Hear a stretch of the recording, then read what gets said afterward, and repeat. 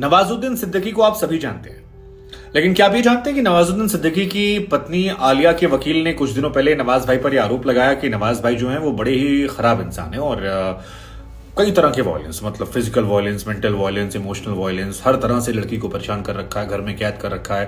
कानूनी रूप से दोनों शादीशुदा हैं, हालांकि साथ नहीं रहते हैं, लेकिन ये कहा कि नवाज ने घर में कैद करवा के रखा और ऐसा कैद कर रखा है कि एक बॉडीगार्ड है जो उनकी पत्नी पर नजर रखता है, उन्हें नहाने तक जाने नहीं मिलता है, खाने को प्रॉपर नहीं मिलता है, मतलब पत्नी को पूरी तरह से तबाह मचा रखा है। और इसी बात को लेकर एक थाने में शिकायत दर्ज करवा दी गई। लेकिन अब इस कहानी में एक ट्विस्ट आया, और ये ट्विस्ट आया है नवाजुद्दीन सिद्दीकी के वकील की तरफ से।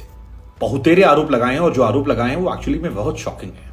नवाज के वकील ने बताया कि एक्चुअली जो ये इनकी वाइफ हैं, ये जैनब जो हैं, ये जैनब नहीं रही हैं, ये अंजलि रही हैं।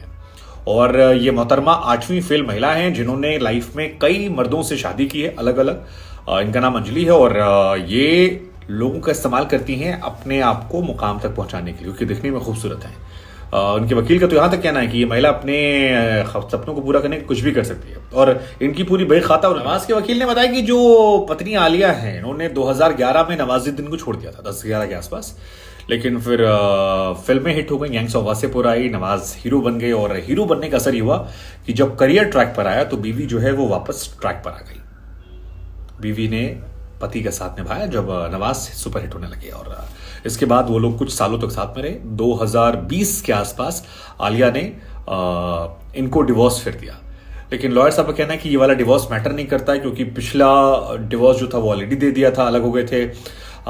तीसरी बात ये कह रहे हैं कि जो इनके पुराने पति विनय जी हैं, उनको भी इन्होंने डिवोर्स नहीं दिया था। तो टेक्निकली ये किसकी पत्नी है, ये सरकारी दस्तावेजों में क्लियर करना एक चर्चा का विषय है और ये काफी इंटरेस्टिंग है कि इसको कैसे करेंगे। साथ ही वकील साहब ने भी कहा कि पासपोर्ट जो है आलिया जी का फर्जी है, उनका मार्कशीट फर्जी है, नाम को लेकर जितने उनके पास डॉक्यूमेंट्स हैं सारे। नवाज के वकील की तरफ से कहा गया कि दरअसल ये जो महिला आलिया है, जो इनकी पत्नी है, ये बहुत ही शातिर महिला है।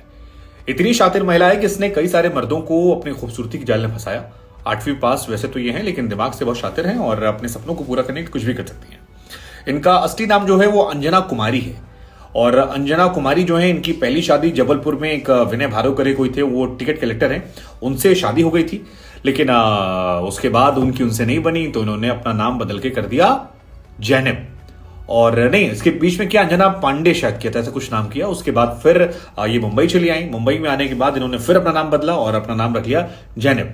और इनके ऊपर यह आरोप लगाया कि ये मोहतरमा जो है, ये अपने आप को किसी भी एक्सट्रीम पे ले जाती हैं जहां पर बात पैसों को लेकर होती है, ऐसा नवाज के वकील ने आरोप लगाया।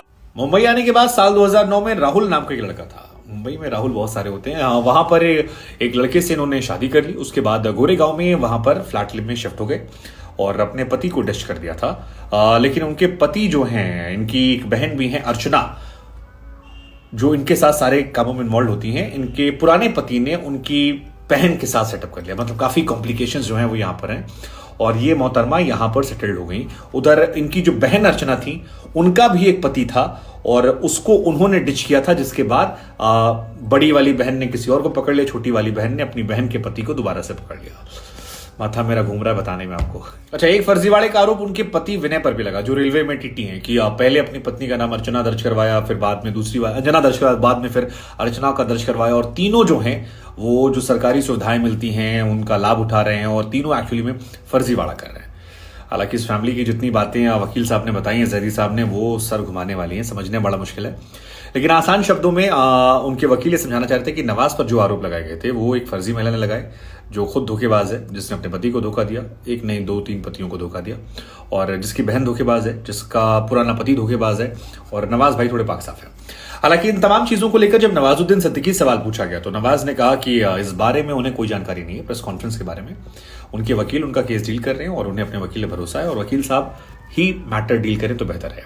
उधर नवाज की ये पत्नी आलिया और नवाजुद्दीन सिद्दीकी की मां जो है, इनके बीच में भी बहुत लड़ाइयां चल रही हैं। लड़ाइयां इस बात को लेकर हैं कि प्रॉपर्टी जो है वो किसकी है, और कई सारी प्रॉपर्टी को लेकर विवाद इतना ज्यादा बढ़ गया कि थाने कोर्ट कचहरी तक मामला चला गया।